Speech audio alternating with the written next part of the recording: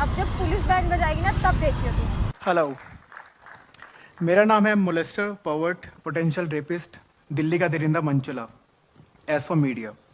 वैसे मेरा real name है सरबजीत सिंह बेदी। मैं 30 साल का हूँ, दिल्ली में रहता हूँ और एक मिडिल क्लास फैमिली से बिलोंग करता हूँ। 4 साल पहले एक लड़की ने मेरी फ़ोटो क्लिक करी और social media like Facebook Twitter पे पोस्ट कर दी और उस फोटो के साथ लिख दिया इतना कुछ कि मैंने उसको छेड़ा, उसे मारने की धमकी दी, उस पर गंदे कमेंट्स पास किए। दरअसल 4 साल पहले की बात है। मैं अपनी बाइक पर था और ट्रैफिक सिग्नल रेड। एक लड़की ने मुझे रोका। मैंने उनको आराम से इज्जत से बोला कि मैम आप अपना चले जाओ, मुझे इधर जाना है। इसी बात पे उन्होंने मेरी फ़ोटो क्लिक करी और बोला कि अब देख, जब तेरे घर पुलिस आएगी तब तुझे पता चलेगा। ये चीज़ देख के जब हमारी कॉन्वर्सेशन छोटी सी हुई, उसके कुछ फ्रेंड्स हमारी तरफ आए, तो उन्होंने, जब उनको मैंने देखा आते हुए, तो मैंने उनको बोला कि ये क्या बदतमीजी है, लड़की ने फ़ोटो क्यों कैप्चर करी। उन्होंने मुझे विश्वास दिलाया कि तुम यहाँ से चले जाओ, तुम्हारी फ़ोटो हम रिमूव करवा देंगे। वो बातों पे ट्रस्ट करके मैं वहाँ से चला गया। रात को घर आया, मैंने मम्मा को सारी बात एक्सप्लेन करी कि मम्मी आज मार्केट में जाते हुए ऐसी ऐसी बात मेरे साथ हो गई। उसके बाद मम्मी परेशान हुए थोड़ा सा। मैंने सबको समझाया उनको। लेट नाइट हमने अपना डिनर फिनिश किया, बेड पे आ गए, मम्मा सोने चले गए। मम्मा के फ़ोन पे एक रिलेटिव का फ़ोन आया।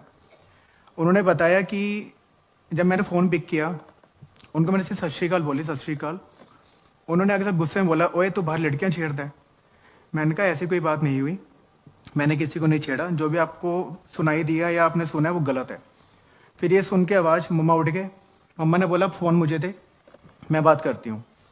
मम्मी ने उनको सब कुछ एक्सप्लेन किया, तो उन्होंने आगे से मम्मी को भी गुस्से में ही बोला कि तू इसकी गलतियों पे पर्दे मत डाल। मतलब अपने सगे रिश्तेदार होके भी वो डाउट कर रहे थे मेरे ऊपर कि मेरा कैरेक्टर शायद खराब है। उसके बाद मैंने मम्मा को बोला, मैंने जिनका फ़ोन आया था उनको मैंने बोला कि आपको ये बात कहाँ से पता चली। तो उन्होंने बताया कि तेरी एक फ़ोटो है जिस पे तू बाइक पे बैठा, तूने रेड कैप वेयर की हुई है और वो वायरल हो रही है, उसके साथ इतना कुछ लिखा हुआ है कि तूने एक लड़की छेड़ी बाहर रोड पे। तो मैंने उनसे रिक्वेस्ट करी कि मुझे प्लीज़ लिंक प्रोवाइड करो, मैं भी एक बार देखना चाहता हूँ कि पोस्ट में है क्या। जब उन्होंने लिंक प्रोवाइड किया तो मैं अपने बेड पे बैठा का बैठा रह गया। वो पोस्ट सेम नाइट 30-35 हज़ार शेयर हो चुकी थी। और जब मैंने पोस्ट खोल के देखी तो उस पोस्ट में इतनी लोगों ने अब्यूज़ करा हुआ था, इतनी गालियाँ लिखी हुई थी।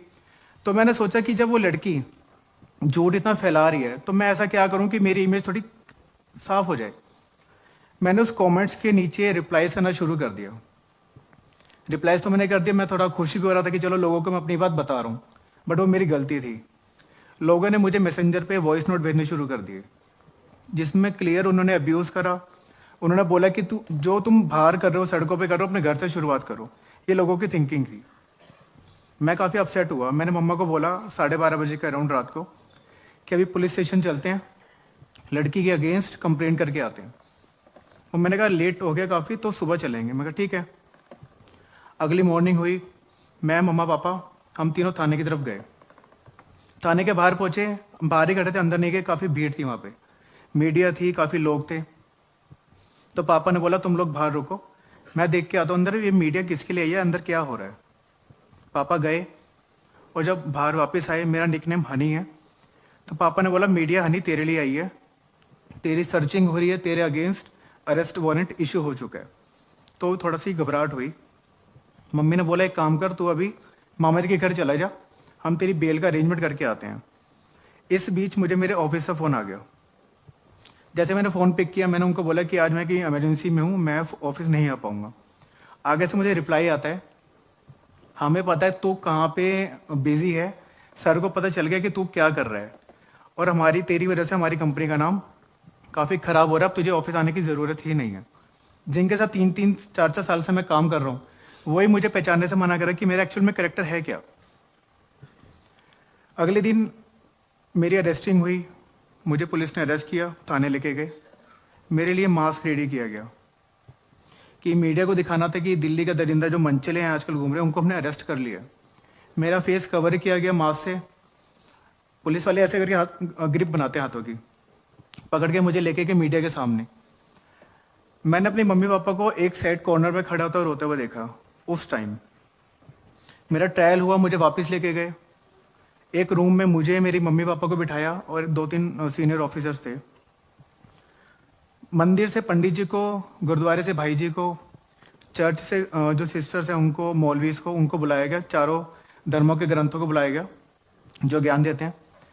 उन्होंने मुझे 1 घंटा टॉर्चर किया। उन्होंने मुझे ऐसी ऐसी चीज़ें सुनाई कि जो आपकी लड़कियों को लेके इमेज है, जो आप सोचते हो, आप उनको छेड़ने के आपके दिल में ख्याल आते हैं। मैं तो ये आपको सिर्फ अपनी वर्डिंग में बता रहा हूँ। उन्होंने जो जो बोला था मैं बता नहीं सकता आपको। वो ऐसा था कि जो अपनी फैमिली के साथ क्या अकेले में भी कोई सुनना ना चाहे। फिर भी वो टॉर्चर मैंने सहन किया। उसके बाद अगले दिन क्या हुआ? अगले दिन मैं एसएचओ सर के कैबिन में था, मम्मी पापा साथ थे। एक कांस्टेबल आया, उसने बताया कि बाहर एक विटनेस आया जो कह रहा कि उस टाइम उस स्पॉट पे वो भी था, मेरे बिल्कुल बैक साइड पे, और ऐसा लड़की जो बोल रही है ऐसा कुछ भी नहीं है, मुझे अपनी स्टेटमेंट रिकॉर्ड करवानी है।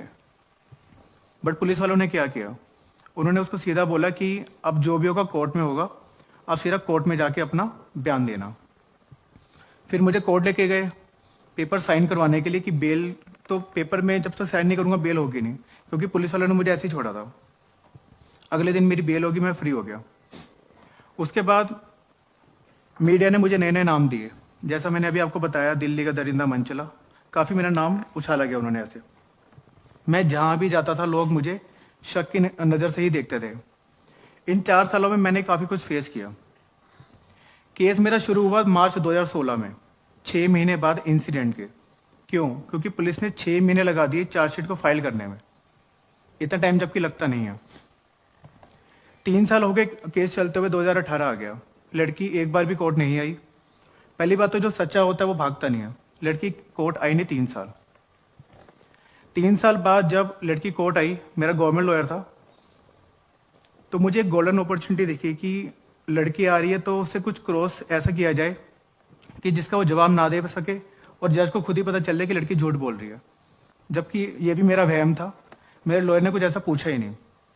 इवन वो मेरे पास आया, उसने मुझे बोला कि भाई इसको सॉरी बोल दे, इसे कॉम्प्रोमाइज कर ले, नहीं तो तुझे 2-3 साल की सजा हो सकती है।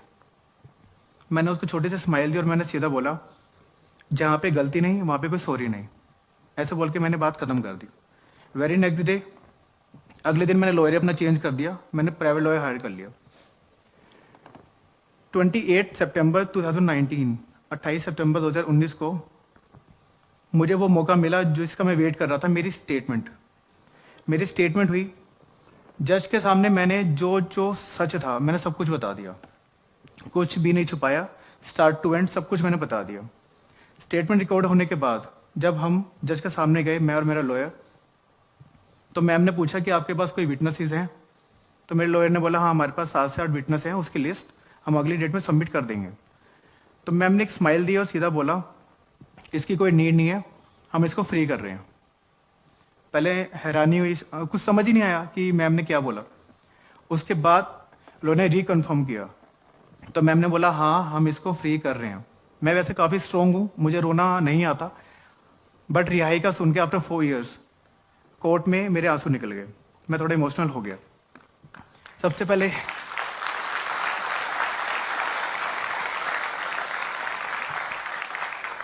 Thank you.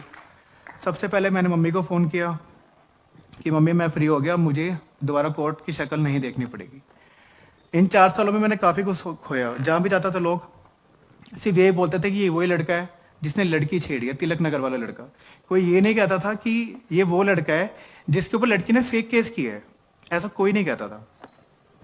मीडिया, क्या मीडिया जो आपको दिखाती है वो सच होता है? नहीं। क्या मीडिया जो आपको वायरल, जो चीजें वायरल होती है, वीडियो या कुछ भी होता है, उसको सच मान लेना चाहिए? ऐसा कुछ नहीं है। ये सब गलत फहमी है, हमारा दिमाग का वहम है। मेरा निकनेम है हनी। मीडिया वहां पे दिखाती है सनी। जो मीडिया सच्चा नाम नहीं दिखा सकती वो आपको सच्चाई क्या दिखाएगी? राइट?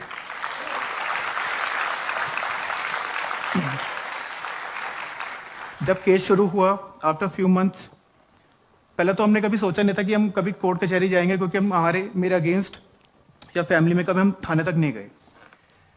केस होने वाला था, मेरे पापा परेशान थे। आफ्टर फ्यू मंथ्स मेरे पापा को मेजर हार्ट अटैक आया। लकीली उनको हम टाइम से हॉस्पिटल ले गए तो वो बच गए। फिर थोड़े टाइम के बाद पता चला कि मम्मी भी डिप्रेशन के पेशेंट हो गए हैं।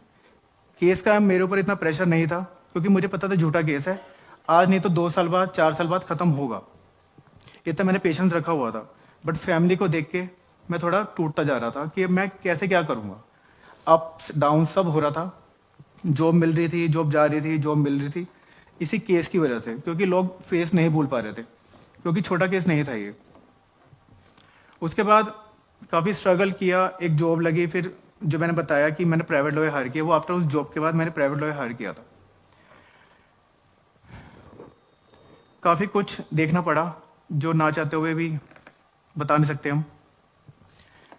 हालांकि मैं कुछ बातें शेयर करना चाहूंगा आपके साथ अपने दिल की, जो मैंने खुद, मेरे थॉट्स हैं।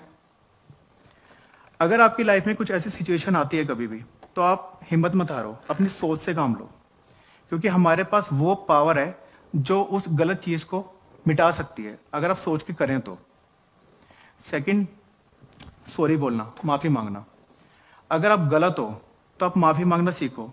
जो लोग माफी नहीं मांगते उनके दिल में हमेशा गिल्ट रहता है, और उस गिल्ट से छुटकारा आपको माफी दिलवा सकती है।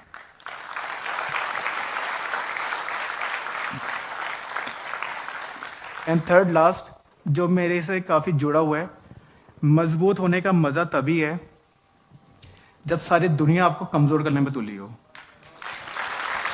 Thank you, thank you so much, thank you, thank you so much.